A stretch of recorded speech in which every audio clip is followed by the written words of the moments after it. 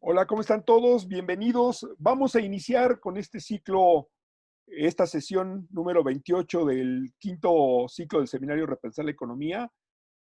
Muchas gracias a todos los que están conectando con nosotros en esta modalidad de Zoom. Y bueno, decirles que el seminario Repensar la Economía tiene como uno de sus objetivos fundamentales hacer un recuento y repensar muchos de los temas sustantivos de la ciencia económica. Y efectivamente, a lo largo de 5 ciclos hemos ido discutiendo diversos temas, diversos aspectos de la ciencia económica. Hemos tenido un número importante ya de invitados y bueno, en esta última etapa estamos retomando las sesiones porque prácticamente con la pandemia tuvimos que detener el ejercicio, ¿no? Pero afortunadamente hoy estamos cerrando el quinto ciclo con la sesión 28. Y quiero agradecer a nuestro invitado, al maestro Rubén, que nos apoyó en el contacto. Y solamente quiero recordarles que este seminario, en este quinto ciclo, solicita de ustedes su participación en el foro de la sesión número 28, Seminario Repensar la Economía, wordpress.com. Ahí encuentran la sesión 28 y este quinto ciclo va de la 26, 27 y 28. En esta última etapa, pues son las sesiones 27 y 28 para que hagan sus comentarios. Son 3 preguntas o 3 comentarios y nuestros invitados nos hacen favor de ir contestando las diferentes opiniones y de diversos aspectos que se van discutiendo en este foro. Entonces, afortunadamente el seminario Repensar, bueno, pues estábamos ya en las posibilidades de hacer todo esto de manera virtual y bueno, seguimos adelante. Quiero agradecerle a todos su presencia. Este es un evento que organiza la Escuela Superior de Economía. Agradecerle a la maestra Margarita Aguilar Santos, directora de la escuela, por todo el apoyo que nos ha brindado para que realicemos este evento, junto con otros que hemos estado haciendo a lo largo de, sobre todo en esta última etapa, ¿no? Los foros de cada semana. Y bueno, agradecerles a todos su participación. Le cedo la palabra al maestro Rubén para que nos haga favor de presentar a nuestro invitado y enseguida él nos va a hacer una presentación. Al final abrimos una parte para leer preguntas que ya están en el foro de la sesión. Luego el maestro Rubén leerá otro tanto de las que lleguen aquí al chat de este foro del Zoom. Y al final unas conclusiones y hacemos una despedida. Entonces, Rubén, adelante, por favor. Gracias, doctor. Buenos días. Buenos días, doctor Juan Carlos. Hola, muy buenos días. ¿Cómo están? Bienvenido Muchas a, gracias por la invitación. a esta nueva presentación, a este ciclo. No, pues gracias a usted por habernos aceptado la invitación. Claro Sí. que sí. Bueno, pues vamos a iniciar. Aquí esta sesión 28 se llama Histeresis del desempleo en México y una explicación alterna al desempleo de largo plazo 1980-2018.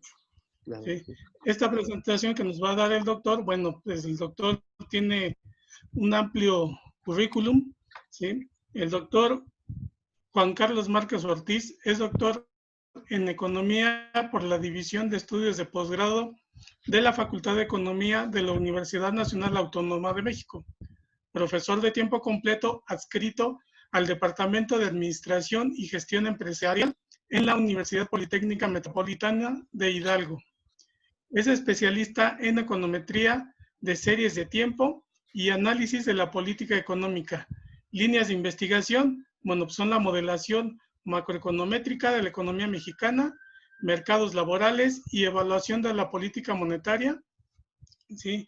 Esto es lo que nos presenta el doctor y el gran trabajo que tiene. Bueno, pues muchas felicidades, doctor, y le cedo la palabra. Es todo tuyo el micrófono. Ok, muchas gracias. Hola, primero que nada, agradecer la invitación que me hace el Instituto Politécnico Nacional a este seminario, importante seminario de Repensar la Economía. Y bueno, antes que para empezar, felicitarlos por su 84º aniversario, si mal no recuerdo, si no falla la memoria, no que este año cumplieron, entonces muchas felicidades a los hermanos politécnicos, ¿no?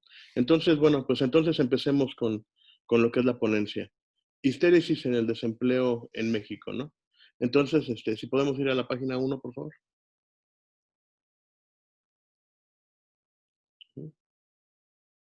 Muy bien. Histéresis en el desempleo en México, una explicación alternativa al desempleo de largo plazo. ya no hay que presentarnos, ya lo hizo el maestro con mucho gusto. La siguiente, por favor. Muy bien, pues entonces comencemos por plantear lo que es la investigación, los aspectos de la investigación. Nosotros hicimos una pregunta de investigación tal y como se tiene que hacer, ¿no? Entonces nosotros empezamos por preguntarnos, políticas económicas de estabilidad macro, así como el impacto de choques externos, pueden desatar un proceso de histérisis en el desempleo. Bueno, entonces, a partir de esta pregunta, nosotros generamos una hipótesis y generamos nuestro objetivo. Bueno, pues entonces, primero que nada, habría que hablar un poquito de la pregunta, porque es pertinente. Políticas económicas de estabilidad macro, así como el impacto de choques externos. Como podemos ver, esto es muy importante porque ahora mismo estamos sufriendo un choque externo, un shock que estamos teniendo debido a la pandemia del COVID-19. Entonces, este shock, que es netamente externo a nuestra economía, pero que nos está afectando, ¿cómo es que puede impactar económicamente a nuestras variables fundamentales, ¿no? Entonces, en particular, podemos ver que este shock va a tener secuelas, perdón, va a tener una impronta, ¿no? Entonces, vamos a platicar un poquito cómo este shock puede afectar en términos de producción y de empleo y desempleo. Primero que nada, habría que pensar que este shock no solamente va a afectar al desempleo observado, es decir, al desempleo regular que nosotros estamos midiendo, sino qué es lo que va a pasar en el mediano y en el largo plazo. Es decir, no solamente el efecto es contemporáneo, sino que este efecto tiene situaciones de mediano y de largo plazo que afectan a nuestra economía. Entonces, si el desempleo corriente aumenta, ¿cómo responde la tasa natural de desempleo de largo plazo a este aspecto? Es muy probable que la tasa natural se vea afectada y que también aumente. Entonces, si aumenta la tasa natural de desempleo, ¿qué efectos tendrá en el largo plazo para la producción? Es decir, que se aumentaría la brecha de producto, es decir, estaríamos más lejos de nuestro nivel de equilibrio. Entonces, muy bien, la pregunta es pertinente para lo que estamos viviendo y las políticas económicas de estabilidad macroeconómicas. Es decir, actualmente dentro de lo que nosotros conocemos como la nueva síntesis neoclásica, sabemos que existen una serie de políticas económicas que se recomienda desde el Fondo Monetario Internacional, Fondo Monetario del Banco Mundial. Entonces, nosotros las tenemos que seguir de cierta manera, ¿no? Entonces, estas políticas de estabilidad económica, ¿no? En términos de política fiscal, es decir, de consolidación fiscal, por lo tanto, nosotros no podemos gastar más de lo que nosotros ingresamos vía impuestos y entonces ir hacia una disminución en términos del PIB, ¿no? Una disminución del gasto, que se llama la consolidación fiscal. Y tenemos una política monetaria que está enfocada particularmente a las metas de inflación. Entonces, cada vez que la inflación sale de su nivel de equilibrio, entonces reacciona el Banco Central, aumenta las tasas de interés, baja la inflación. Pero esta política monetaria restrictiva, ¿cómo afecta particularmente a las variables reales de la economía? Entonces, aquí es cuando viene la discusión teórica. ¿Por qué? Porque como podemos apreciar, existe algo que nosotros conocemos como la dicotomía clásica, en donde se dice que las variables nominales o monetarias solamente afectan a las variables monetarias o nominales y que las variables reales solamente pueden afectar a las variables reales. Entonces, bajo esta idea, se cree que la mejor contribución que puede hacer un banco central es atacar a la inflación, es decir, mantener una inflación baja y estable. ¿Por qué? Porque se supone que la inflación es una variable monetaria. Las tasas de interés es una variable monetaria. Por lo tanto, si bajamos la inflación, si aumentamos las tasas de interés para bajar la inflación, solamente estamos afectando una variable monetaria, no estamos afectando a las variables reales. Entonces, la mejor contribución que puede hacer es bajar la inflación. ¿Para qué? Para que los agentes puedan indexar sus contratos, puedan tener un mejor mecanismo de comunicación, ¿sí?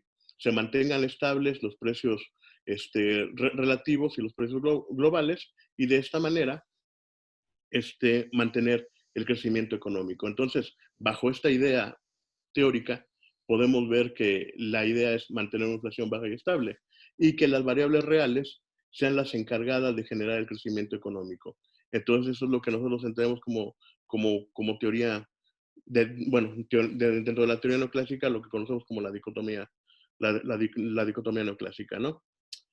Entonces, lo que está en el fondo como telón es la idea de que el dinero es neutral, es decir, que el dinero no puede afectar a las variables reales. Sin embargo, se ha documentado en muchos países y por mucho tiempo la idea de que, bueno, empezando por Keynes, por John Maynard Keynes, acerca de que el dinero no es neutral, ¿no? Que el dinero afecta a las variables reales, que no existe esta dicotomía neoclásica, que las tasas de interés tienen una vinculación con la inversión, con la formación bruta de capital, ¿sí? Con el stock de capital, y entonces esto genera cambios dentro del empleo y por lo tanto afectar a las variables reales. Entonces, como podemos ver, existe un contrapunto a esta parte de la neutralidad del dinero. Entonces, nuestra investigación está dentro del telón y enmarcada dentro de la teoría de el dinero no es neutral. Entonces, pero no solamente el dinero es neutral, dicen los neoclásicos, sino que es neutral en el corto y en el largo plazo. Entonces, al ser neutral en el corto y en el largo plazo, indicaría que la tasa de desempleo, es decir, la tasa de equilibrio, no tiene nada que ver con la tasa promedio de inflación en el largo plazo. ¿Sí? Por eso es que la tasa natural de desempleo es una vertical, ¿no? Keynes no lo cree así, piensa que que podemos influir nosotros en el empleo a través de política fiscal y de política monetaria, pero que esto, sin embargo, vamos a tener una consecuencia y va a ser un aumento de la inflación, siempre y cuando la demanda efectiva no esté llegando a su nivel de equilibrio, es decir, a su punto máximo. ¿Sí? Es decir, si existen todavía recursos ociosos, aumentar la demanda agregada, lo que va a generar es empleo. Y que estaremos cerca solamente de la inflación verdadera y real cuando nosotros estemos cerca del pleno empleo. ¿Sí? Entonces, bueno, ese es el marco teórico en el que estamos nosotros desplazándonos. Nosotros tenemos una hipótesis. ¿Sí? Bueno, antes que nada, estos efectos de estabilidad macro y de choques externos a los que está sometida nuestra economía pueden desatar un proceso de histéresis en el desempleo. Quisiera comentarles qué es histéresis, ¿no? Histéresis es, primero que nada, una palabra que se utiliza y es una teoría dentro de las ciencias físicas que tiene que ver con los campos magnéticos, ¿no? Y bueno, vamos a ver que esta es una adaptación que hicieron Blanchard y Summers en 1986 hacia el desempleo. Y lo hicieron por la siguiente situación, porque se cree que todo efecto tiene una reversa, es decir, todo efecto es reversible, puede generar un cambio hacia el equilibrio. Es decir, por ejemplo, yo tengo una barra de ferrita, es decir, una barra de metal, y yo le pongo un cable alrededor de ella y le doy un choque eléctrico. Al darle un choque eléctrico, esta barra de metal va a quedar magnetizada y al quedar magnetizada tiene un efecto, tiene un cambio, por decir algo, en el equilibrio. Sin embargo, yo puedo restaurar ese equilibrio. ¿Cómo? ¿Qué es lo que tengo que hacer? Solamente generar un choque inverso. Entonces agarro, lo vuelvo a envolver a la barra de metal con el cable y lo vuelvo a conectar a la luz, al cable de luz. Y entonces esto genera un choque inverso y quedará desmagnetizada la barra de metal. Entonces, como podemos ver, primero la barra sufre un cambio, ¿no? Y entonces, pero este cambio es reversible al aplicar un cambio inverso, ¿no? Entonces, eso es histéresis, esa es la analogía que se hace dentro del desempleo, ¿no? Es decir, el desempleo puede aumentar, pero nosotros con política fiscal y política monetaria podemos hacer que este cambio que se generó, este cambio de equilibrio, podemos hacer que regrese hacia el equilibrio a través de la política fiscal y de la política monetaria, ¿no? Es lo que plantea Blanchard y Summers en 1986. Muy bien. Entonces partimos de una hipótesis. Antes, por favor, para platicar un poquito de hipótesis. Muchas gracias. La política monetaria restrictiva de combate a la inflación ha provocado insuficiencias en la demanda agregada y, por tanto, aumentos en la tasa de desempleo observada, lo que ha provocado el crecimiento permanente de la tasa natural de desempleo. Es decir, lo que nosotros estamos planteando como tal dentro de nuestro trabajo es mirar una política de estabilidad macroeconómica, es decir, la política monetaria restrictiva que se genera para combatir a la inflación y cómo está generado a lo largo del tiempo, dentro del periodo de estudio, una insuficiencia en la demanda agregada que ha generado un efecto de crecimiento en la tasa de desempleo observada y por lo tanto ha afectado a la tasa natural de desempleo de equilibrio en el largo plazo. ¿sí? Lo que ha generado es generando crecimiento de la tasa natural de desempleo, ¿no? Por lo tanto, entonces tenemos un objetivo y es probar estadísticamente si existe la presencia de histéresis en el desempleo, porque una vez de probar la presencia de histéresis, nosotros podemos recomendar políticas económicas para poder regresar al equilibrio, ¿no? Siguiente, por favor. Muy bien. Entonces, ¿cuáles son las implicaciones de nuestra investigación? Primero que nada, que la demanda agregada puede afectar al desempleo de largo plazo. Sí, sin duda, ¿no? Que es lo que nosotros habíamos comentado con la no neutralidad del dinero. Es decir, dentro de la teoría económica y dentro de los manuales de economía, como ustedes bien saben, dentro de la macro, se cree que tenemos el corto y el largo plazo, ¿no? Entonces, si el dinero es neutral, por lo tanto, el desempleo solamente depende de los factores reales de largo plazo, es decir, depende de la productividad, depende de cómo se comporta el mercado laboral, en términos de las instituciones, de la tecnología, de los choques tecnológicos, y depende también del crecimiento de la mano de obra. Entonces, como podemos ver, ninguno de ellos tiene que ver con la demanda agregada, es decir, el desempleo de largo plazo depende de los factores netamente de oferta de largo plazo, y la demanda agregada, por lo tanto, no puede afectar al desempleo en el largo plazo, ¿no? Entonces, eso es la sabiduría convencional, eso es lo que nos han explicado en todos los manuales de economía, ¿no? Sin embargo, el trabajo de Blanchard y Summers, que retoma Lawrence Ball y que lo reinterpreta, Lawrence Ball, que es en el marco teórico en el que nosotros nos estamos moviendo, dice, no creo que sea así.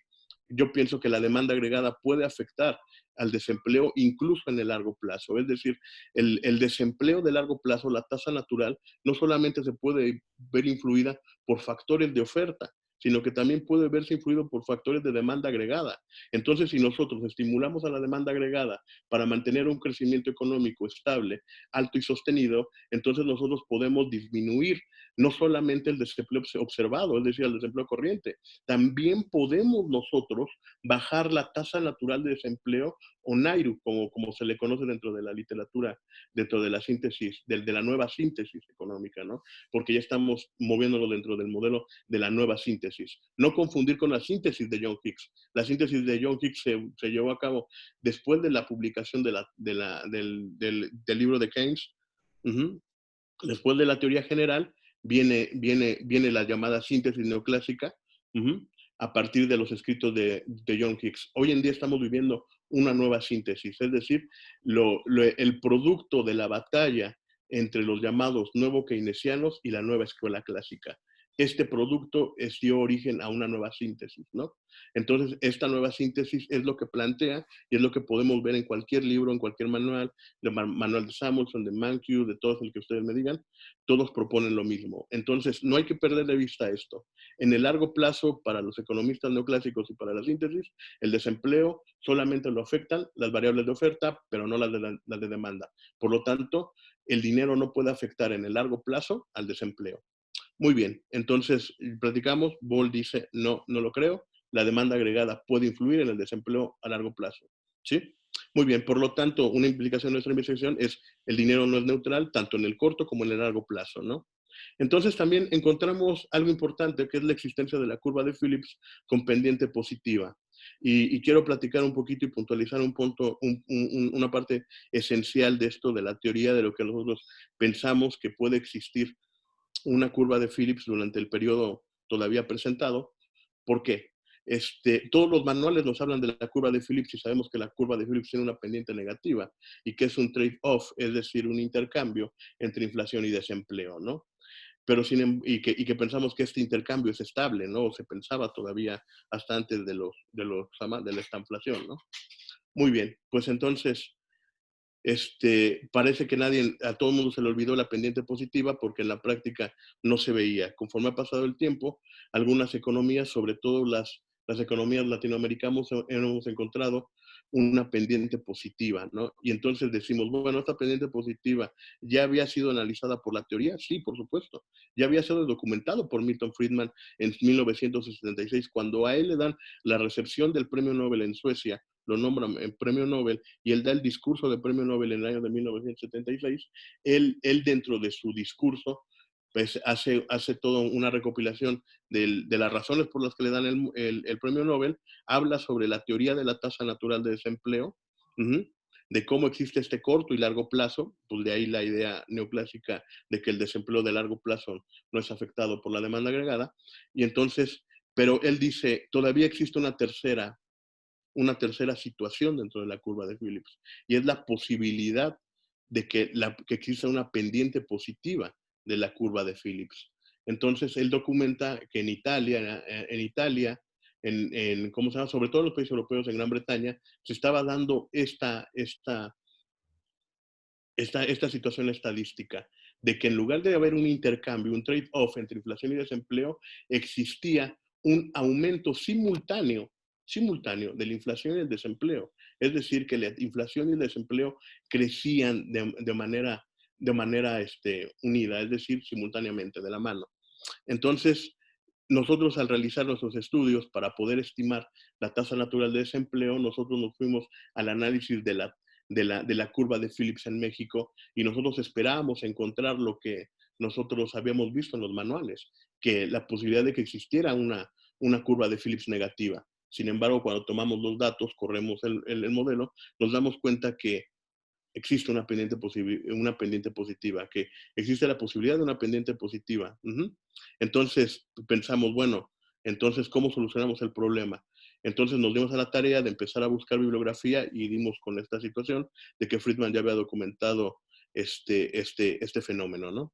Entonces, Friedman lo llamó, le puso un nombre a esta curva de pendiente positiva, y él dijo, hemos pasado, o estos países que presentan una curva de Phillips con pendiente positiva, están pasando de un fenómeno de stagflation, como él le dice, a un fenómeno de slumflation. ¿Qué significa slumflation? Es más o menos como un boquete, slum, ¿no? Entonces sería como un boquete con inflación. Es decir, este fenómeno de slumflation podría ser muy útil para explicar por qué nuestra economía no crece, por qué estamos nosotros en un bache, particularmente. Entonces, esto lo vamos a ir viendo conforme vayamos avanzando dentro de nuestra investigación, ¿no? Entonces, por lo tanto, si Nairu en el largo plazo es afectado también por el dinero, por la demanda agregada, dado que el dinero no es neutral, pues entonces Nairu no es único, ¿no? No es un valor que esté solamente esculpido en piedra y que esté solamente a lo largo del tiempo y que el valor sea 8 o 9 o 10 y que no cambie. Por supuesto que no, Nairu cambia conforme empieza a cambiar las variables económicas. Es decir, si nosotros procuramos tener una demanda agregada alta y sostenida y cercana al pleno empleo, entonces la tasa natural de desempleo será baja. Pero sin embargo, si nosotros tenemos un choque y la demanda agregada genera una insuficiencia, Nairu también tenderá a crecer. Entonces existe una variación. Por lo tanto, Nairu cuenta con equilibrios múltiples. No existe una sola Nairu, es decir, Nairu tiene equilibrios múltiples, lo que retoma la idea de Keynes de un equilibrio general. Es decir, no existe un equilibrio único, ¿sí? Tal y como se pensaba la teoría neoclásica, no existe un equilibrio, que es un equilibrio general, único y estable. No. La economía funciona, de hecho, en desequilibrio, ¿sí? Entonces, si la economía funciona en desequilibrio, no existe una Nairu, existe toda una cantidad diferente de Nairus, un equilibrio múltiple, y como hemos dicho, bueno, para terminar esta parte de nuestros comentarios, el enfoque estamos nosotros insertos dentro del enfoque de la nueva escuela keynesiana, ¿no? Que comandan Mankiw, Ball, Stohemers en Europa, Benassi en Italia, ¿no? Entonces, la siguiente, por favor. Muy bien. Entonces, si nosotros asumimos que existe histéresis o presumimos la existencia de histéresis dentro de la economía mexicana, entonces nosotros tenemos que encontrar cuál es este mecanismo de transmisión, este mecanismo de propagación de histéresis. ¿Cómo es que se da la histéresis dentro del desempleo en México? Muy bien. Tenemos la primera hipótesis que tenemos y que es nuestro caballo de batalla, es primero que nada las políticas monetarias de combate a la inflación, ¿sí? Están afectando particularmente a la demanda agregada, generando una insuficiencia, aumentando el desempleo y a partir de hacia la tasa natural, ¿no? aumentando NAIRU o la tasa natural de desempleo. No sé, se me olvidó, tal vez una pregunta después, pero NAIRU es un acrónimo del idioma inglés que significa Non-Accelerating Inflation Rate in Play, que significa la tasa de desempleo no aceleradora de la inflación. Y entonces esta tasa de desempleo no aceleradora de la inflación es una tasa de equilibrio. Es decir, cuando nosotros tenemos las expectativas iguales a cero y estas expectativas son iguales a la realidad, por lo tanto, la tasa de desempleo está en su punto de equilibrio, ¿no? Entonces, bueno, platiquemos un poquito del mecanismo de transmisión. Y la política monetaria restrictiva en particular provoca un crecimiento del desempleo. Entonces, nosotros si asumimos la existencia de una curva de Phillips positiva, nosotros podemos ver una situación importante, que está aumentando la inflación y el desempleo. Algunos economistas ya habían planteado esta posibilidad de inflación y desempleo de manera simultánea.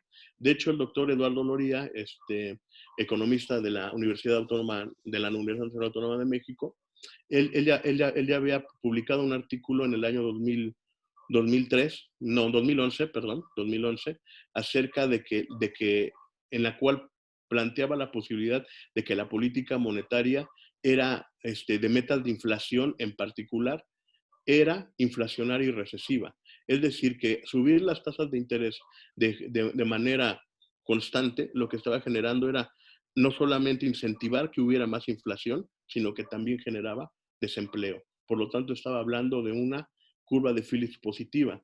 Pero no solamente el doctor Loría en México ya lo había documentado, también en Estados Unidos hay un documento por el propio Blanchard de 2003, en el cual dice, efectivamente se puede dar la situación de que exista inflación y desempleo al mismo tiempo, cuando las tasas de interés reales se suben de manera constante. Entonces, esta posibilidad ya se había visto, lo retomamos y lo pusimos dentro de nuestro trabajo, que la política monetaria restrictiva en particular provoca en México una situación de desempleo y de inflación de manera simultánea, lo que genera la curva de Phillips. Y entonces, este aumento de la inflación, ¿qué es lo que nos está diciendo?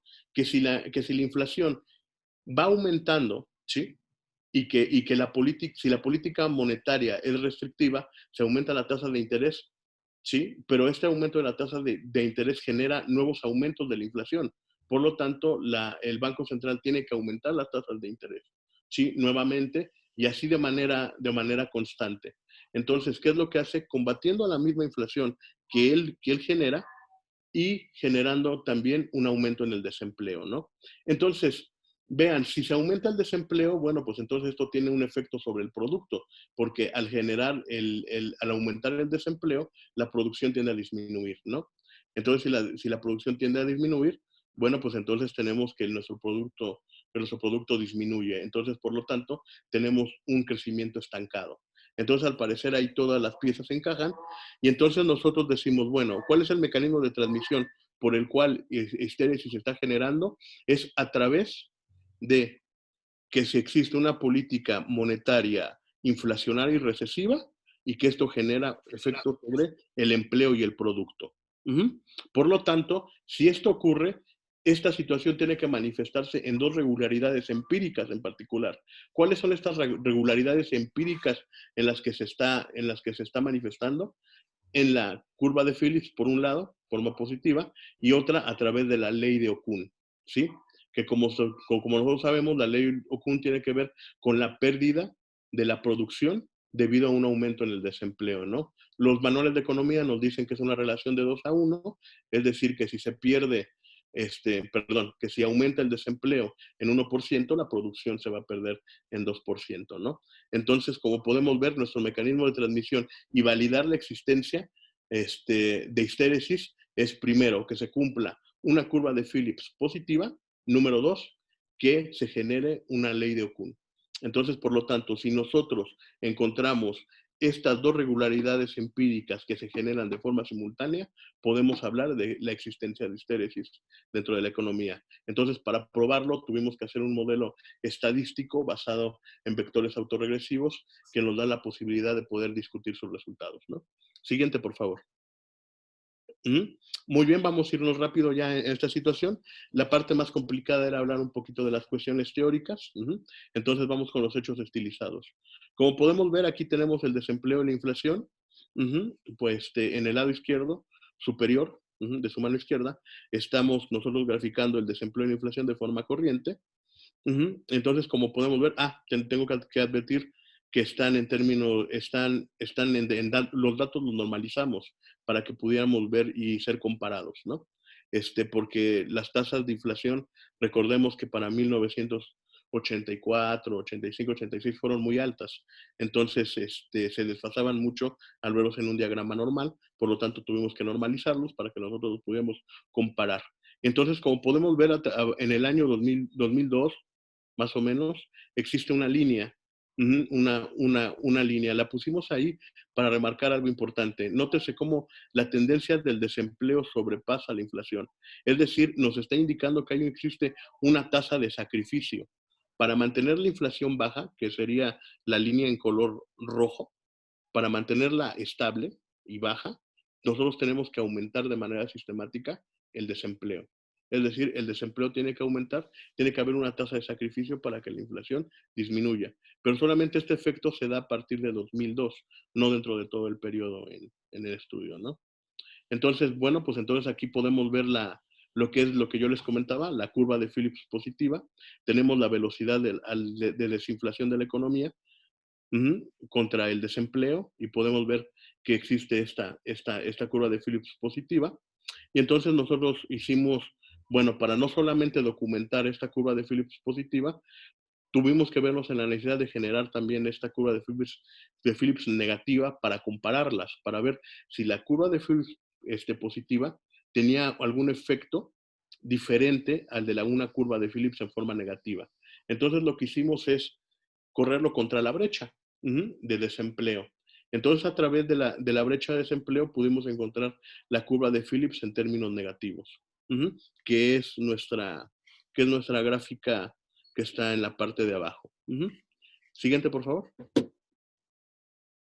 Entonces, primero que nada, para ver cómo nosotros podíamos, cómo el desempleo observado puede afectar a la tasa natural de desempleo, es primero calcular esta tasa natural de desempleo para ver si efectivamente cuando aumenta el desempleo efectivo, aumenta la tasa natural o no aumenta la tasa natural.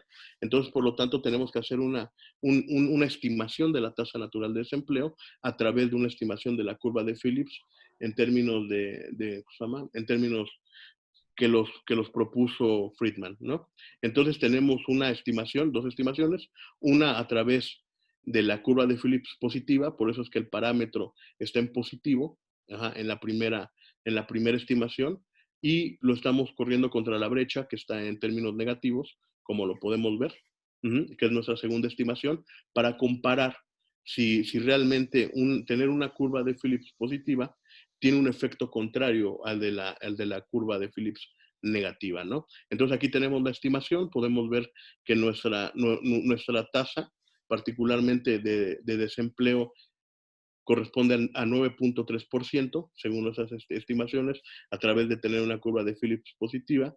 Nos dice que Nairu es de 9.3, y tenemos aquí otra estimación en donde nos dice que es de 10.5, ¿no? Entonces, como podemos ver, prácticamente hay una variación casi de 1.2% de diferencia que hay entre la curva de Phillips en términos positivos y de términos negativos, ¿no? Entonces, como podemos ver, sí son cercanas, tampoco están muy alejadas, es solamente un punto porcentual lo que las separa una de la otra. Entonces podemos ver que no hay tanta diferencia a través de una curva de Phillips positiva y una curva de Phillips negativa, ¿no? Entonces, nosotros utilizamos este procedimiento para poder estimar la tasa natural de desempleo. No voy a quedarme aquí a platicar cómo estimamos la tasa natural de desempleo porque no nos da tiempo ni es el momento. Lo que sí les puedo recomendar es que si ustedes quieren ver la metodología a través de la cual nosotros, a través de una curva de Phillips, calculamos Nairu, nosotros tenemos un artículo publicado en la revista del Comercio Exterior, lo pueden encontrar como Loría, Márquez y Ramírez de 2007, y ahí tenemos una propuesta para estimar Nairu, ¿no? Entonces, bueno, pues entonces ahí tenemos la metodología para poder estimar la tasa natural de desempleo a través de una curva de Phillips ampliada por expectativas, ¿no? Entonces calculamos NAIRU a partir de estas estimaciones de la curva y tenemos lo siguiente. Por favor, la siguiente gráfica. Y entonces tenemos la estimación de NAIRU en México a través de 1980, que es lo que nosotros conocemos como una time varying NAIRU, que significa una NAIRU que se mueve a lo largo del tiempo. Y entonces, como podemos ver, aquí tenemos al desempleo observado, que sería nuestra tasa de inflación. Vemos cómo ha evolucionado a lo largo del tiempo. Al parecer es un tanto cíclica. Y aquí tenemos a través de un filtro nuestra estimación de NAIRU a lo largo del tiempo. Nótese que son dos líneas. Bueno, aquí no se puede ver tanto, pero podemos ver que existen dos líneas, ¿no? Si le prestamos mucha atención, existen dos líneas, una gris con un gris más oscuro y la otra un poquito más tenue, ¿no? Entonces, ¿qué son las estimaciones que nosotros hicimos en la gráfica, en el panel anterior? ¿Sí? Y podemos ver que son muy cercanas una de otra. Prácticamente tienen la misma variación, la misma variabilidad, las mismas caídas, los mismos aumentos, ¿sí? Y tienen el mismo comportamiento. A pesar de que son dos estimaciones con dos especificaciones econométricas distintas, una a través de una curva de Phillips positiva y una curva de Phillips negativa, y sin embargo se comportan igual a lo largo del tiempo. Es decir, ya sea que nosotros estimemos la curva de Phillips de forma negativa o de forma positiva, estamos teniendo prácticamente los mismos resultados. Y eso es un resultado netamente relevante que nosotros tenemos que platicar. Ya sea que nosotros tengamos una curva de Phillips positiva o negativa, en el largo plazo, NAIRU se va a comportar de la misma manera, ¿no? Entonces, bueno, una vez que tenemos la estimación de NAIRU, podemos ver cómo se puede afectar la tasa natural el desempleo a la tasa natural de desempleo. Siguiente, por favor. Muy bien, entonces aquí nos dimos a la tarea de hacer un vector autorregresivo, un VAR, irrestricto, es decir, un VAR sin restricciones, un VAR 3, es decir, fue un VAR que necesitó 3 rezagos, y tenemos un conjunto de información, ¿no? Nuestro conjunto de información son los CETES, la producción, la inflación y DNAIRU. DNAIRU, que sería prácticamente nuestra tasa natural de desempleo. Entonces, ¿por qué le ponemos DNAIRU? ¿Por qué? Porque queremos ver la variación de NAIRU, ¿no? DNAIRU implicaría teóricamente la velocidad a la que cambia la tasa natural de desempleo. Muy bien. CETES, ¿por qué elegimos utilizar la variable CETES? Porque CETES va a ser nuestra medida de política monetaria. Es decir, nosotros cómo podemos medir la política monetaria a través de los CETES, ¿no? Que era nuestra tasa de interés que nosotros utilizamos de referencia, ¿no? Recordemos que nuestro sample, es decir, nuestro periodo, es de 1980 a 2018. Ahorita nuestra tasa de interés de referencia sigue siendo los CETES, pero para medir la política monetaria sería mejor utilizar la TIE, ¿no? Pero eso sería a partir de 2008 hacia la fecha, ¿no? O sea, todavía queda justificado que nosotros podemos utilizar los CETES como medida de política monetaria durante el periodo de 1980 a 2018. Entonces tenemos los CETES como medida de política monetaria, tenemos la producción para poder ver cómo la producción varía, ¿sí? Cuando se genera un choque. Es decir, ¿cuál sería la idea general? Se genera un choque, aumenta la inflación, el Banco Central reacciona de manera adversa contra la inflación, aumenta las tasas de interés. Al aumentar las tasas de interés, aumenta el desempleo, y no solamente aumenta el desempleo, sino que también disminuye la producción. ¿Sí? Muy bien, entonces dentro de nuestro modelo tenemos nuestro conjunto de información y tenemos como variable endógena al desempleo. Entonces tenemos 5 variables dentro de nuestro sistema con 3 rezagos y estamos agregando una variable dummy de ajuste. Y encontramos que todo el sistema es endógeno, por lo tanto, ya al tener todo un sistema endógeno implicaría que cada una de las variables puede ser la endógena, por lo tanto, ya no podemos hacer pruebas de exogenidad, ni débil ni fuerte, porque ya probamos que el sistema es endógeno, ¿no? En caso de que el sistema no fuera endógeno en su totalidad, tendríamos nosotros que estar obligados a generar pruebas de exogenidad débil y fuerte, ¿no? En este caso, todo el sistema es endógeno, no necesitamos aplicar esas pruebas, ¿no? Entonces, podemos ver pues, para validar que nuestro modelo es correcto y que se encuentra bien especificado y que podemos nosotros hacer inferencia estadística, tenemos que ver cómo se comportan las innovaciones, porque ya no son errores. En términos de series de tiempo ya hablamos de innovaciones. Tenemos que ver cómo se comportan las innovaciones en términos de normalidad, de autocorrelación y de heteroscedasticidad. Entonces, como podemos ver en términos de normalidad a través de la prueba de Ursúa, no tenemos evidencia de que las innovaciones se comporten de manera anormal, ¿no? Es decir, que nuestras innovaciones tienen a una normalidad gaussiana. Autocorrelación, hasta con 10 rezagos, podemos ver que no tenemos ningún problema de autocorrelación, es decir, que las innovaciones no tienen ninguna tendencia en el tiempo, entonces podemos decir que nuestras innovaciones se están comportando sin ningún tipo de tendencia.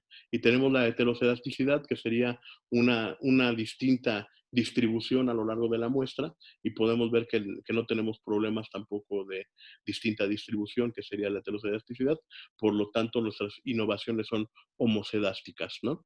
Una parte importante del vector autorregresivo es que nuestro vector tiene que ser estable. Por lo tanto, tiene que estar dentro. Una manera de mostrar que nuestro modelo VAR es estable es que cada uno de los puntos de las raíces características del polinomio de nuestro vector autorregresivo se encuentren dentro del área del círculo unitario autorregresivo. Entonces, como podemos ver, cada uno de nuestros puntos que establecen qué es el polinomio característico se encuentran dentro del círculo característico. Entonces podemos ver que nuestro VAR es estable, no es explosivo. Si fuera explosivo no podemos hacer ningún tipo de inferencia estadística. Siguiente, por favor. Muy bien, entonces, desafortunadamente, una de las situaciones del VAR es que nosotros no podemos leer los parámetros, ¿no? ¿Por qué no podemos leer los parámetros? Porque algunos son significativos, otros sí, y entonces regularmente no se le da lectura a los coeficientes que salen del VAR, sino que para eso tenemos la metodología del impulso-respuesta, que el impulso-respuesta no es más que un análisis de sensibilidad de cómo se comporta un variable ante un choque de otra variable. Es decir, cómo va a responder una variable que tenemos como endógena ante el choque de una variable. Entonces aquí tenemos todo lo que es el impulso respuesta a través de la matriz del VAR. Y entonces, bueno, algunos impulsos también no son significativos estadísticamente, otros sí. Por eso es que hemos escogido los impulsos que son estadísticamente significativos para nosotros y que aportan para la evidencia de histéresis en México, ¿no? Siguiente, por favor. Muy bien, aquí tenemos el sistema de impulso-respuesta, que son estadísticamente significativos, y lo vamos a leer de la siguiente manera. Podemos ver que, por ejemplo, en el panel número 1, el primero que tienen ustedes a su izquierda, en la parte superior, podemos ver el impulso-respuesta de U a Y. ¿Cómo se leería esto? Un aumento de la producción, que es Y, que está medido por la variable Y. Un aumento de la producción, ¿cómo afectaría el desempleo?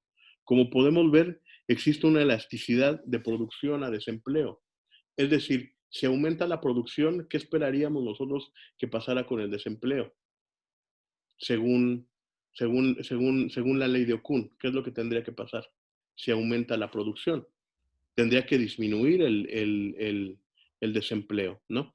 Que sería lo que tenemos en la primera línea, el primer recuadro, ese, exactamente, la respuesta de U a Y.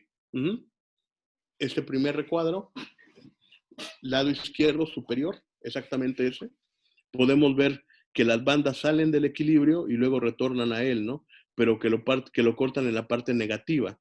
Entonces nosotros podemos leerlo de la siguiente manera. Ante un aumento en la producción, estamos viendo que el análisis de sensibilidad nos está diciendo que el desempleo disminuye. Es decir, que existe una elasticidad de producción a desempleo. En pocas palabras, lo que nos está diciendo es, cada vez que aumenta la producción, el desempleo tiende a disminuir. Muy bien, ¿con qué temporalidad? Es de forma inmediata, desde el periodo 0 hasta un tercer periodo. Como nosotros estamos midiendo, más bien nuestro sample está en años, nosotros podemos decir que nuestro periodo está en años. Por lo tanto, podemos ver que este efecto dura hasta 3 años.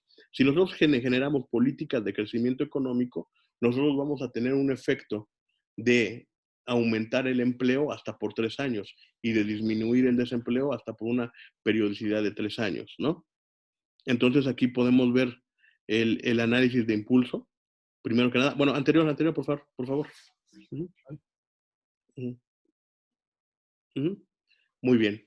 Entonces, en primera instancia estamos viendo cómo generar crecimiento económico genera una caída en el desempleo. Muy bien, por otro lado, para poder validar la ley de Okun, ¿qué necesitamos? La inversa. Necesitamos que para ver que el desempleo, cuando aumente el desempleo, la producción tiene que disminuir.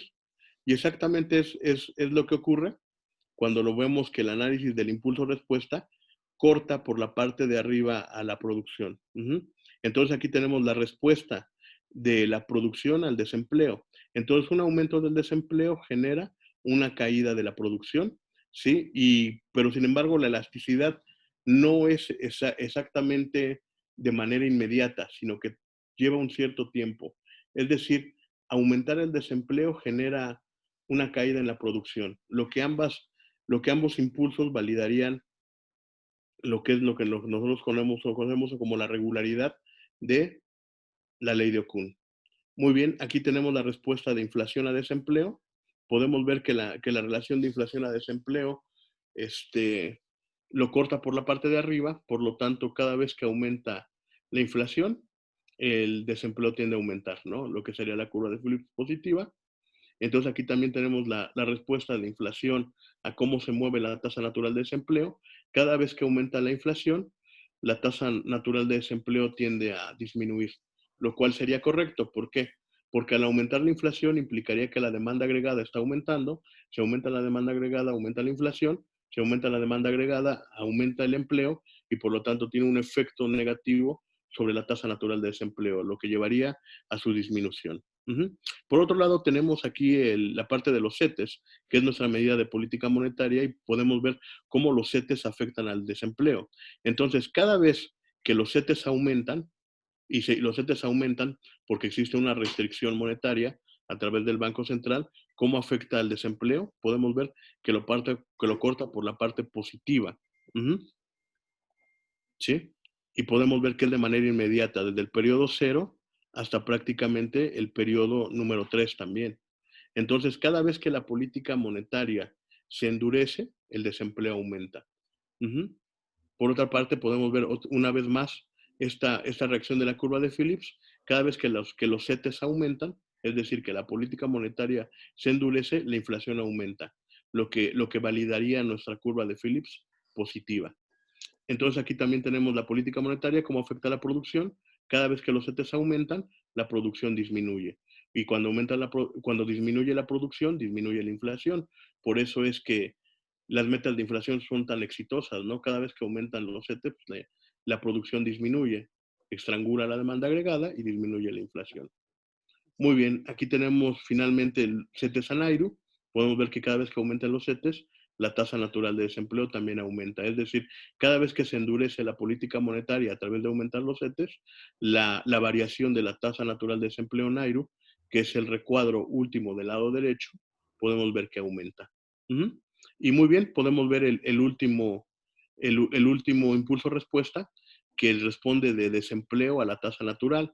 Y podemos ver que en la tasa natural, hasta en el periodo 9 o 10, prácticamente lo que estamos viendo es que aumenta la tasa natural de desempleo y la tasa natural de desempleo tiene un efecto sobre el desempleo observado. ¿Qué implicaría esto? Que la tasa natural genera un efecto de atracción sobre el desempleo observado. Es decir, no solamente el desempleo observado afecta a la tasa natural, la tasa natural también tiene efectos de atracción sobre el desempleo observado. Muy bien, entonces este es el análisis de impulso-respuesta. Perdón que vaya tan rápido, pero el tiempo también ya nos está comiendo. Entonces, para no hacerlo tan largo, ¿no? La siguiente, por favor.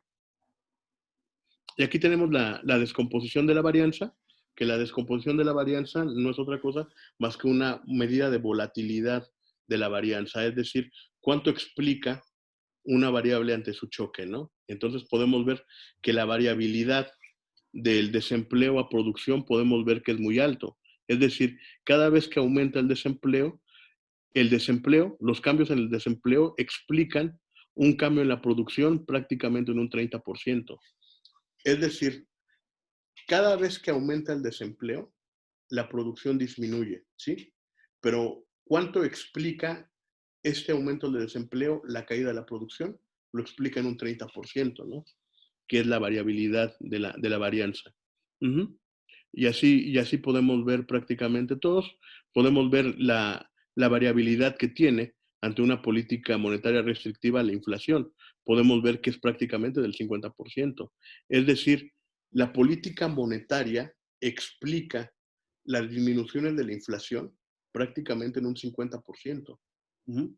Es decir, el factor predominante que hace que la inflación disminuya en México es la política monetaria restrictiva. ¿Por qué? Porque la varianza, la volatilidad de la varianza, lo explica en un 50%. Uh-huh. Entonces, ahí tenemos la descomposición de la varianza. Para ya no extenderme mucho, no, bueno, sí, en preguntas y respuestas, si quieren, si tienen alguna duda, podemos aclarar más, pero ya no me quiero extender tanto para ya no comerme tanto tiempo, ¿no? Entonces, a partir de eso, la siguiente página, por favor. Muy bien, las conclusiones. No sé si antes de las conclusiones nosotros podamos ir a preguntas y respuestas, que es lo que me comentaban, antes de ir hacia el área de conclusiones.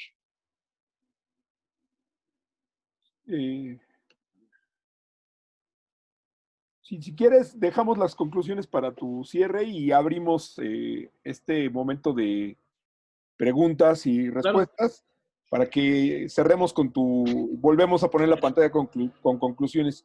Bueno, claro, muy bien. Yo comento, bueno, está abierto el foro en el Seminario Repensar la Economía, wordpress.com, en la sesión número 28. Ya tenemos algunos comentarios, de hecho, algunos de nuestros alumnos iniciaron en la semana a hacer comentarios. Voy a tratar de sistematizarlos para que no sea tan largo. Voy a leer el nombre, Paola González Barrón, de la Escuela de Economía. Pregunta, hace una introducción, no la voy a leer, pero voy a leerte las preguntas. ¿Qué efectos tendrá la inversión reflejado en el nivel de empleo, del desempleo y el exterior? ¿No? ¿Qué efectos tendría la inversión reflejado en el nivel de desempleo y el exterior? ¿Cuáles serían unas observaciones con aquellos países que tienen menores tasas de desempleo? Y bueno, dice que le parece muy interesante la forma del análisis estadístico de variables para demostrar la histéresis del desempleo en México. Noel Martínez, también de la Escuela de Economía, bueno, también le gustó mucho el trabajo, nos dice que es muy interesante la parte cuantitativa, tiene algunas consideraciones, pero él te pregunta, claro, bueno, tiene una opinión, ¿qué tan factible es manejar una tasa de referencia diferenciada por situación económica, bonanza y crisis, y por origen de inversión productiva o especulativa? Eso es un poco lo que él pregunta. Y voy a leer una tercera de Carlos Rodríguez Sánchez, también de la Escuela de Economía, que creo que esta es un poquito más, bueno, la contextualiza, déjame ubicar la pregunta. Bueno, él habla aquí de tal vez las preguntas que quedan por determinar es hasta qué punto es conveniente crear una estrategia en política monetaria para impulsar el empleo después de esta contingencia sanitaria por coronavirus.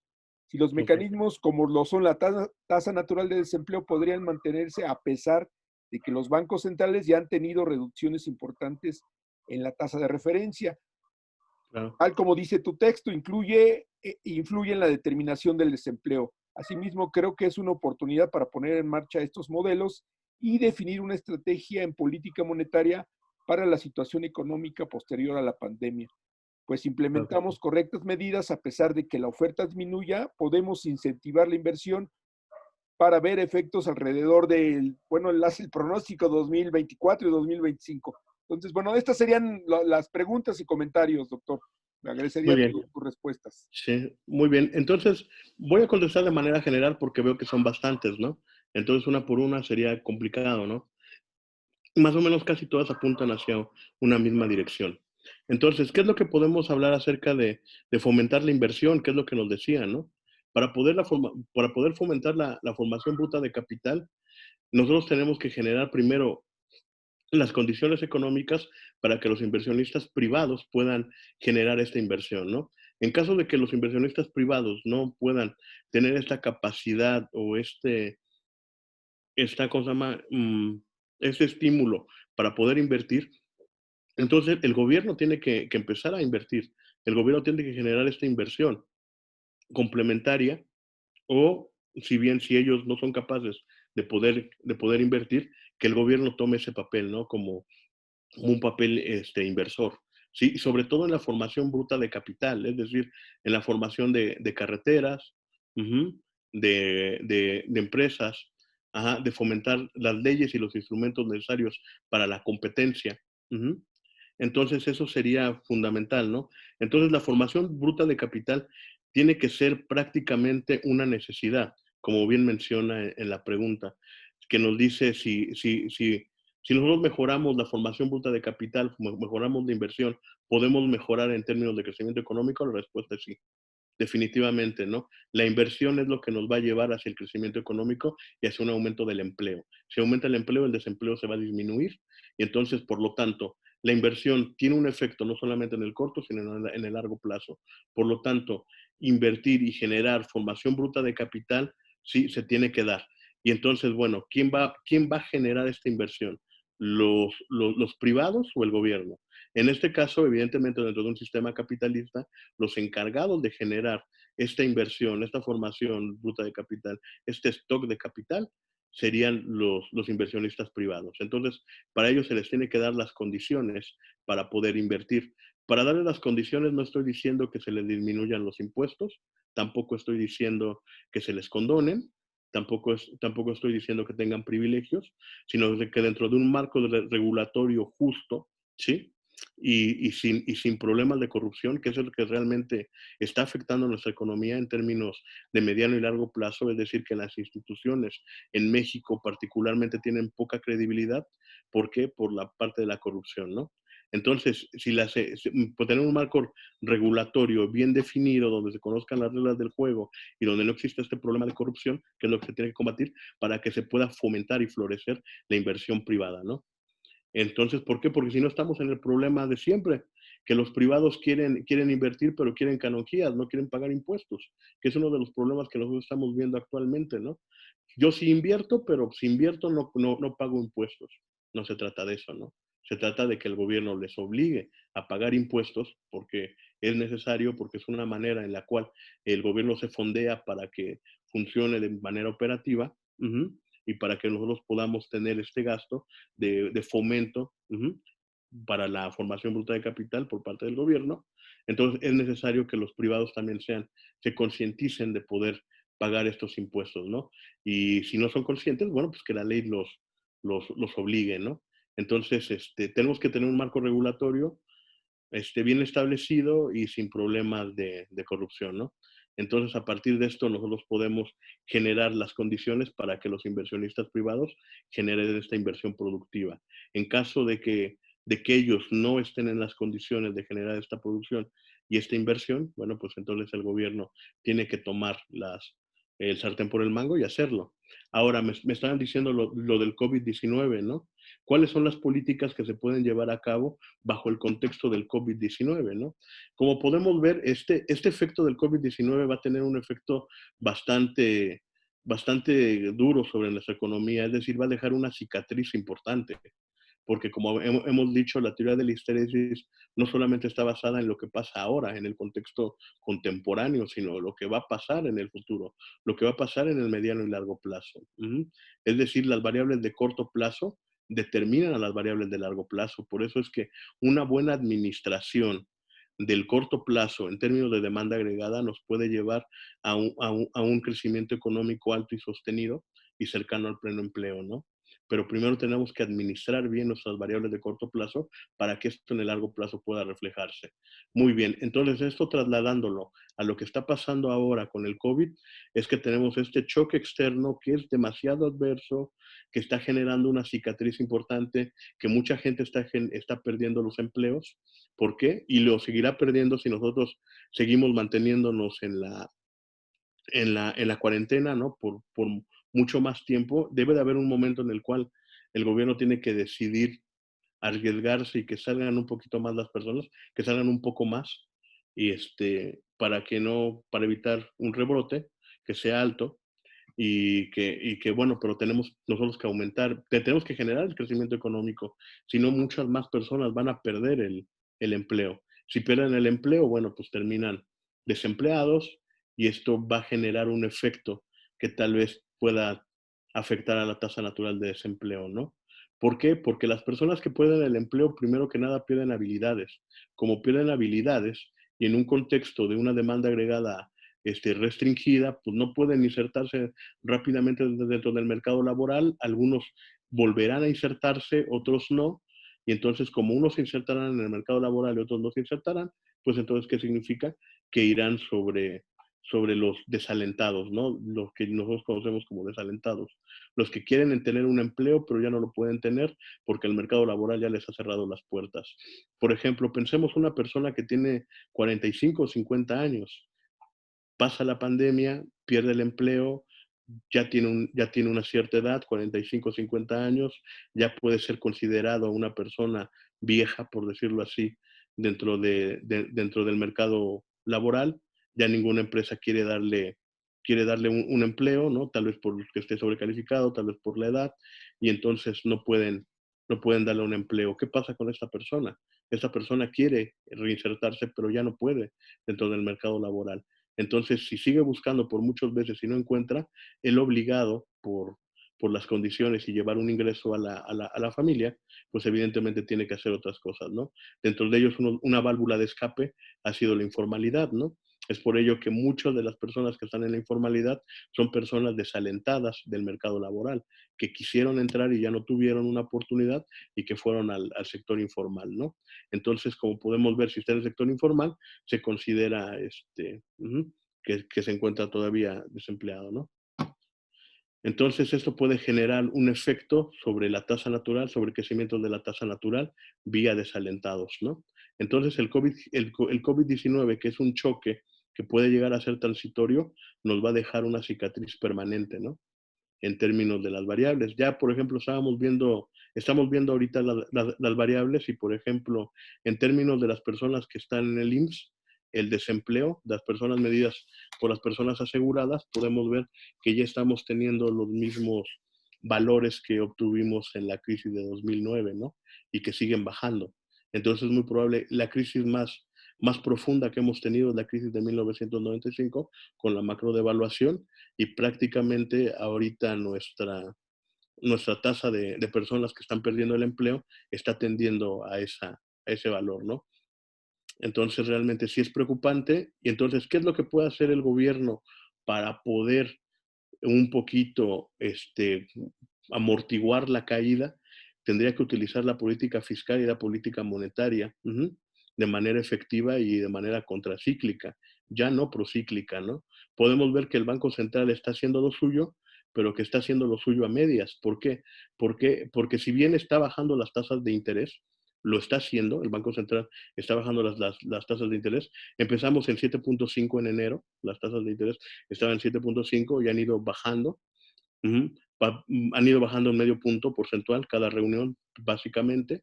Han sido a 7, a 6.5, a 6, a 5.5. Entonces, lo que nosotros estamos viendo es que las tasas de interés están bajando. Pero ¿por qué el Banco Central está bajando las tasas de interés? En primera, por dos situaciones. Porque las tasas de interés en Estados Unidos están prácticamente en cero. Entonces, por lo tanto, nuestra tasa de interés con la que competimos es la tasa de interés de los fondos federales por la captación de capital externo, de ahorro externo. Entonces, por lo tanto, podemos bajar nosotros nuestra tasa de interés, ya que la tasa de interés norteamericana está prácticamente en cero. Nosotros bajándola, a 5, a 6, estamos teniendo todavía captación de ahorro externo, ¿no? Eso por un lado, por eso es que podemos bajar la tasa de interés. Por otro, es que la inflación, que estamos en deflación. Es decir, el último mes que acabo de ver sobre la inflación, estábamos en uno de los puntos más bajos de inflación, ¿sí? Entonces, por lo tanto, el Banco Central, ¿qué puede hacer? Relajar un poquito la política monetaria y en lugar de endurecerla, puede ser un poquito más laxo. Y entonces, ¿qué es lo que puede hacer con las tasas de interés? Las puede disminuir, ¿no? En lugar de aumentarlas como lo ha venido haciendo, para poder lograr incentivar a la inversión privada y que la inversión privada pueda aumentar y a partir de eso que la demanda agregada reaccione, que el consumo aumente y podamos tener un crecimiento, ¿no? Entonces el Banco Central lo que está haciendo ahorita sí es bajar las tasas de interés, está procurando mucho, que eso es un punto muy importante que hay que aplaudirle al Banco Central, es que está generando liquidez, ¿sí? Dentro del mercado financiero y está abaratando el precio del dinero. Recordemos que la tasa de interés es el precio del dinero, por lo tanto el precio del dinero lo está poniendo barato, lo está abaratando de 7.5 a 5.5. Entonces está bajando el precio del dinero. ¿Con qué, con qué intención? Con la de incentivar a la inversión para que podamos un poquito amortiguar el golpe del COVID, ¿no? Que eso se verá reflejado un poco más cuando nosotros podamos salir un poco, salir y poder hacer nuestra vida un poco más regular de lo que lo hemos venido haciendo, aunque ya no con las mismas, ya no como antes tal vez, ¿no? Eso por el lado de la política monetaria. Por el lado de la política fiscal sí es muy preocupante. Me preocupa, por ejemplo, que dentro de este contexto del COVID-19 no tengamos todavía nosotros una capacidad para poder aumentar el gasto público, ¿no? Parece que esta austeridad republicana nos está jugando muy en contra porque es momento de que el gasto público aumente. ¿Por qué? Porque el estar dando dinero en los programas sociales, estamos viendo que se está quedando muy corto. Entiendo que el gran plan dentro del gobierno de la Cuarta Transformación es esta situación de la cuestión social, ¿no? De los programas sociales.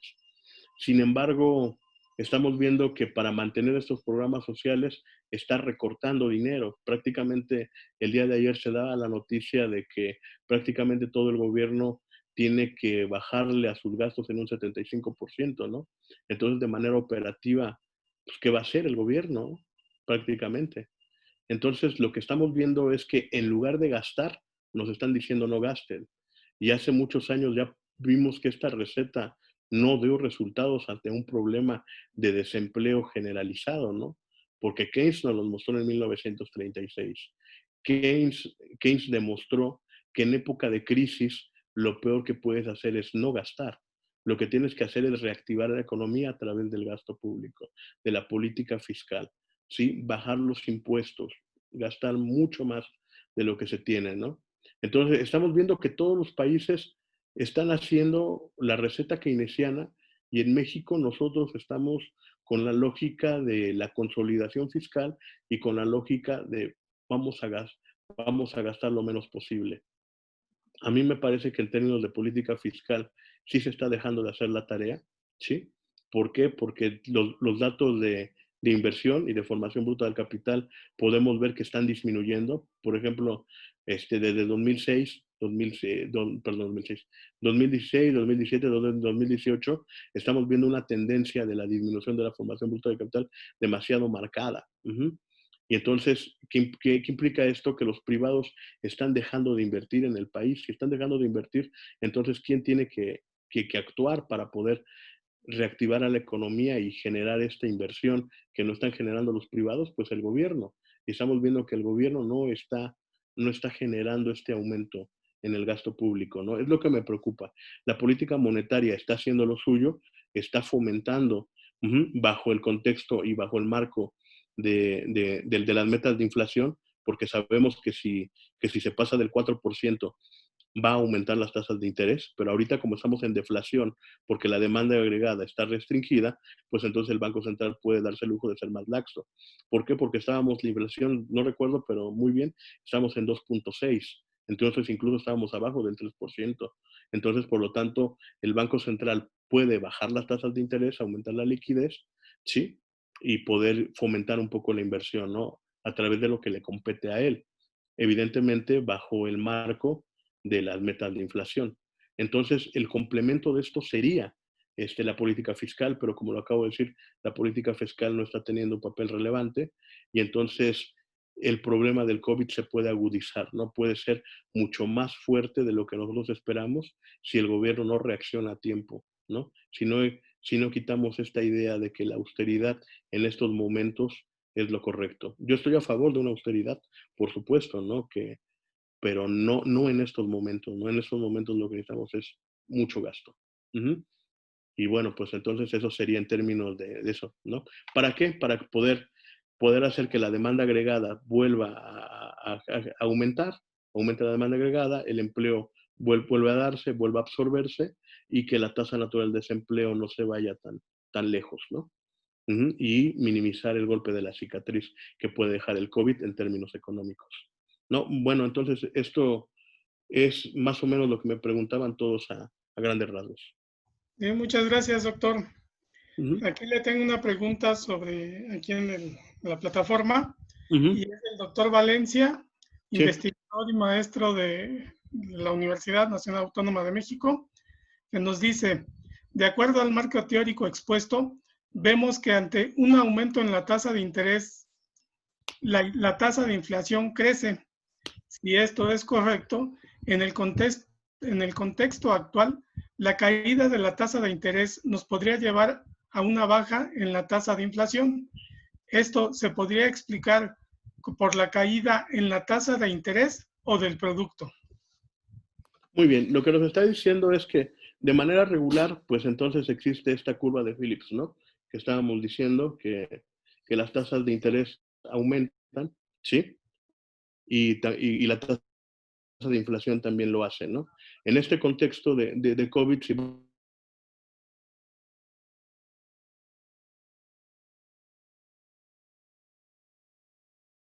baja la tasa de interés, ¿cuál sería la reacción?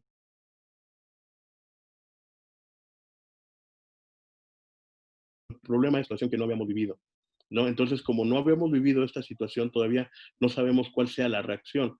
Conocemos la reacción subiendo las tasas de interés, porque subir las tasas de interés ya vimos que hasta cierto punto es inflacionaria y recesiva. Pero si bajamos la tasa de interés, ¿tenemos la garantía de que va a bajar la inflación? Perdón, va a subir la inflación. ¿Por qué? Porque si bajamos la tasa de interés, ¿qué es lo que estaría pasando? Que estamos incentivando a la demanda agregada y el incentivo a la demanda agregada tendría que crecer la inflación. Bueno, pues teóricamente podríamos decir que sí, ¿no? Que si baja las tasas de interés como lo está haciendo el Banco Central ahora, lo que nos dictaría la teoría convencional es que aumentara la demanda agregada y que aumentara la inflación, ¿no? Entonces, y por lo menos que llegara al 4%, que es el límite que nos pide el Banco Central, ¿no? Entonces, eso sería teóricamente.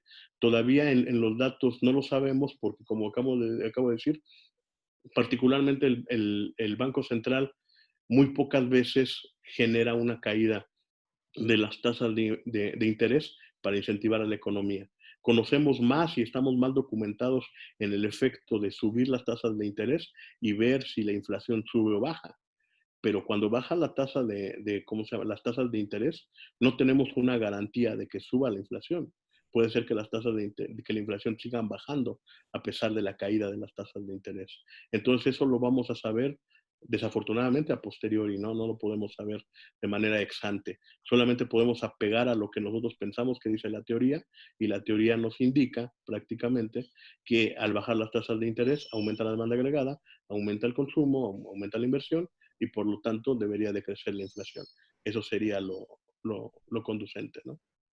Ok, doctor, gracias. Una pregunta más. Sí, claro que sí. Dice Blanca Rosas, con base en las pruebas de impulso-respuesta, el ponente señaló que el modelo de metas de inflación estrangula la demanda agregada. ¿Por qué fue un modelo exitoso? ¿A quién realmente beneficiaba? si el objetivo del crecimiento económico ligeramente se está adoptando y el desempeño visto en el incremento del empleo informal aumentó. Gracias. Gracias. Bueno, pues como podemos ver, son varias preguntas en una sola, ¿no? Vamos a ir desglosando cada una. Entonces ella dice, con base en las pruebas del impulso-respuesta, el ponente señaló que el modelo de metas de inflación estrangula la demanda agregada. ¿Por qué el modelo fue exitoso? Evidentemente porque ella lo acaba de decir, ¿no? Primero, en lo que ella comenta está la respuesta. Es exitoso el modelo de metas de inflación porque estrangula la demanda, ¿no? Como podemos ver, es recesiva. Ya sea, al subir las tasas de interés, ¿qué es lo que genera? Un aumento en los costos de capital. Como aumenta un aumento en los costos de capital, estos costos de capital tienen que ser trasladados hacia el consumidor final. ¿Y qué es lo que genera? Que genera un aumento en la inflación, ¿no? En los precios. Y entonces, por lo tanto, por un lado aumenta la inflación y por el otro lado, las tasas de interés al ser altas, ¿qué es lo que hace? Que disminuye la inversión y por lo tanto el empleo aumenta, el desempleo aumenta, perdón. Entonces, las metas de inflación han sido exitosos por eso, ¿no? Porque afecta básicamente en la restricción de la demanda agregada, aumentando el desempleo. Al aumentar el desempleo, disminuye el consumo, ¿sí? Disminuye la inversión, la demanda se restringe y por lo tanto la inflación cae. Entonces, como la inflación disminuye, las metas de inflación han sido muy exitosas al administrar las tasas de interés. Y eso lo podemos ver porque el Banco Central se dio cuenta que podía ser más astringente. Si se dan cuenta, hubo un cambio de régimen, del régimen de saldos acumulados, es decir, de los cortos monetarios, hacia un régimen de tasas de interés. Es decir, antiguamente, para controlar la inflación, se hacía a través de un régimen de saldos acumulados, de saldo acumulado mensual, luego se pasó a un saldo de acumulados diarios, y entonces ya después nos dimos cuenta que podíamos ser más astringentes manejando las tasas de interés. Por lo tanto, ¿qué es lo que se dice? ¿Qué es lo que se hizo? Dejar a un lado los cortos monetarios y administrar directamente las tasas de interés, ¿no? Entonces, al administrar las tasas de interés y subirlas, como lo hace, ¿por qué? Porque el Banco Central envía señales al mercado. Entonces, al enviar una señal al mercado, al generar operaciones de mercado abierto, y sacar circulante, lo que le está diciendo al sistema financiero es mandar una señal de tasas de interés elevadas. Los mercados comerciales toman esta señal, elevan las tasas de interés. Al elevar las tasas de interés, la inversión cae, por un lado. Por otro lado, aumentan los precios. Por lo tanto, es inflacionaria y por el otro es recesiva. Entonces, por lo tanto, disminuye la inversión. Al disminuir la inversión, aumenta el desempleo y por lo tanto una disminución en la demanda agregada y cae la producción. Por lo tanto, ella ya lo mencionó, las metas de inflación son exitosas porque estrangulan a la demanda agregada. Eso por una parte. ¿A quién realmente beneficia? Veamos que tener ¿a quién beneficia? Bueno, en teoría, tener una inflación baja,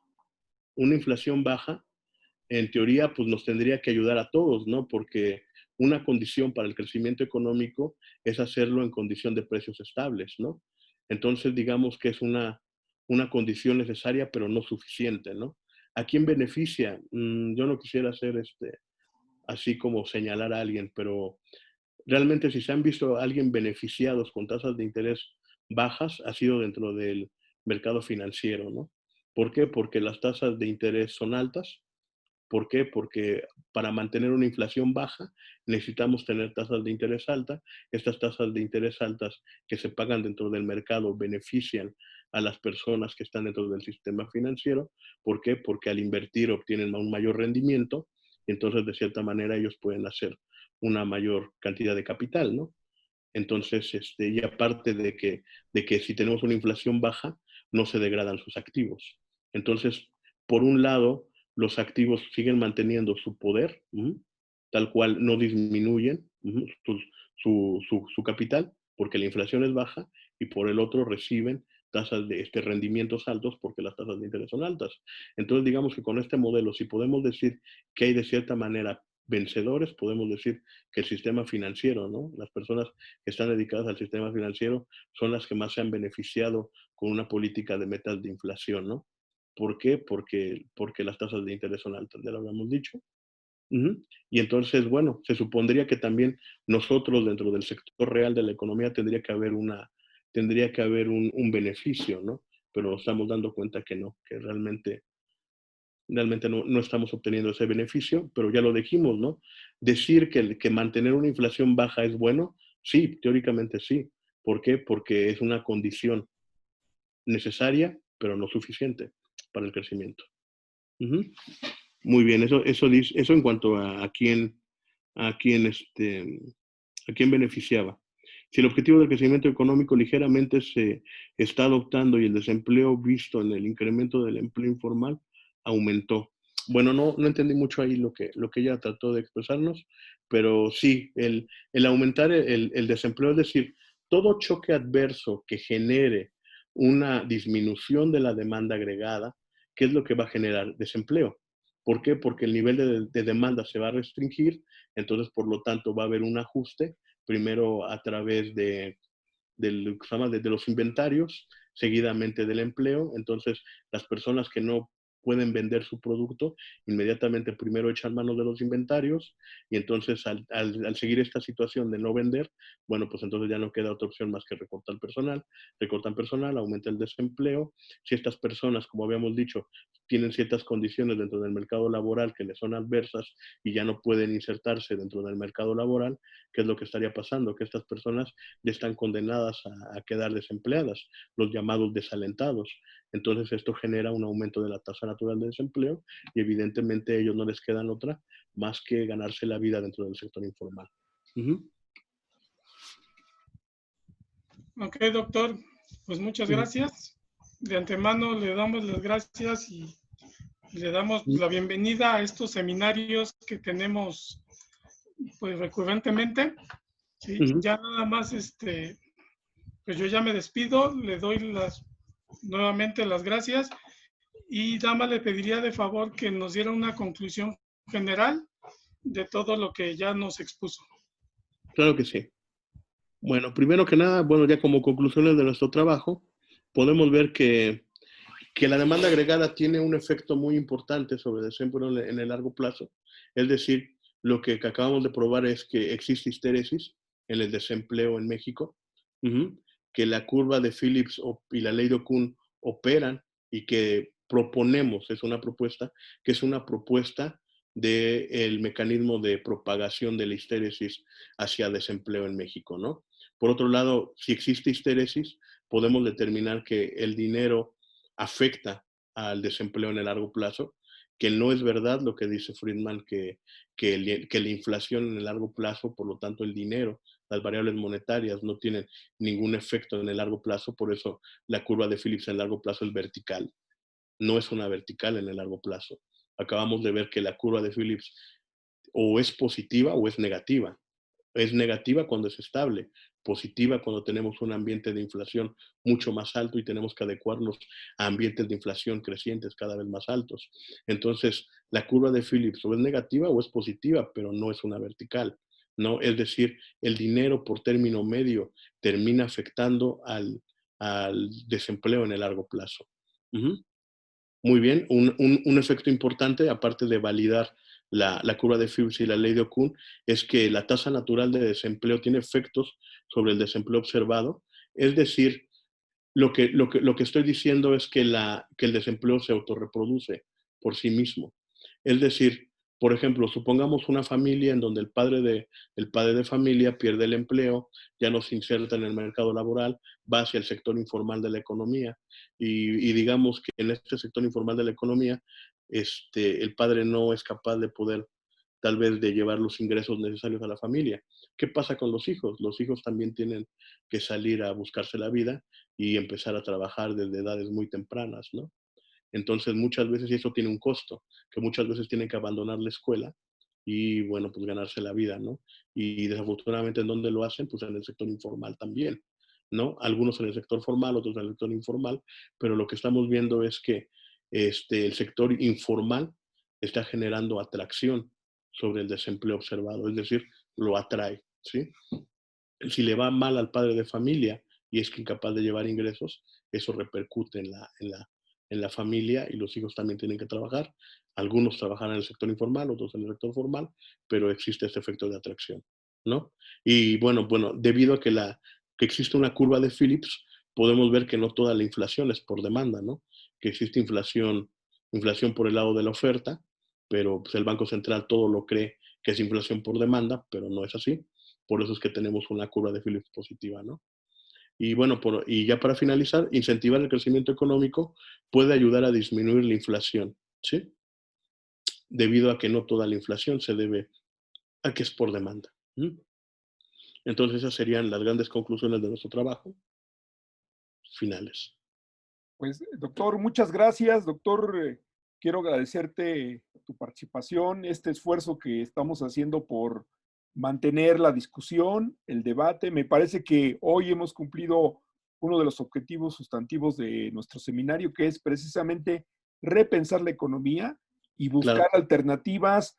Es decir, la economía es una ciencia viva que requiere la actualización, el debate, la confrontación de ideas, la participación de nuestros investigadores, de los docentes, de los alumnos, de la comunidad, sobre todo en el ámbito de la escuela pública, que hoy estamos llamados a atender y a proponer alternativas frente a la realidad que tenemos, que es una gran crisis histórica, profunda, que está afectando a todos en nuestra vida cotidiana.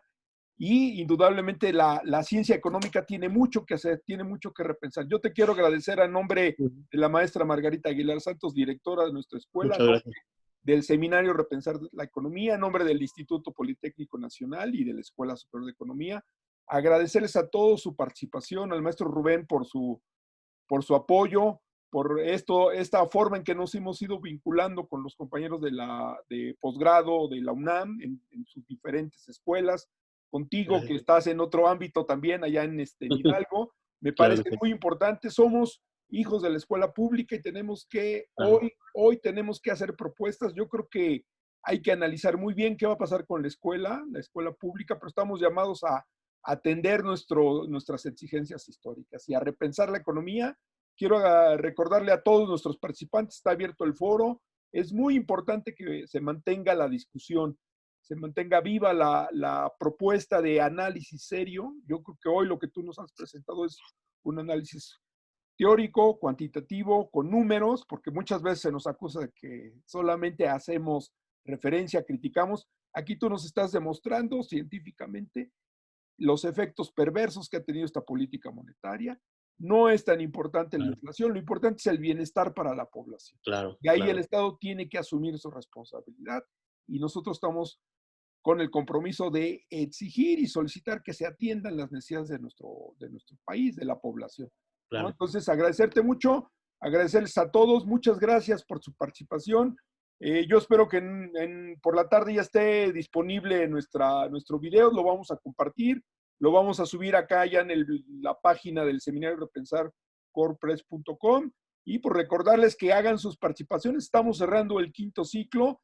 Esperamos que iniciemos el 6º en otras condiciones, en otras Claro que sí. Y bueno, doctor, agradecerte mucho. Rubén, muchas gracias a todos por su participación y aquí cerramos la sesión de hoy. Muchas gracias a todos. Muy amables. Muchas Cuídense gracias. mucho, no salgan. Seguimos tenemos que permanecer en casa. Por favor, hay que cuidarse. Lo más importante es la vida ahorita. Todo lo demás lo podemos resolver con imaginación y creatividad. Muchas gracias. Muchas gracias. Juan Carlos, te agradezco mucho. Un abrazo. Un abrazo, saludos. Gracias. Hasta luego a todos. Muchas gracias. Luego. Muchas gracias. Felicidades, Ereco, por este quinto ciclo. Nos estamos Gracias, viendo Víctor. pronto. Muy amable. Chao. Saludos.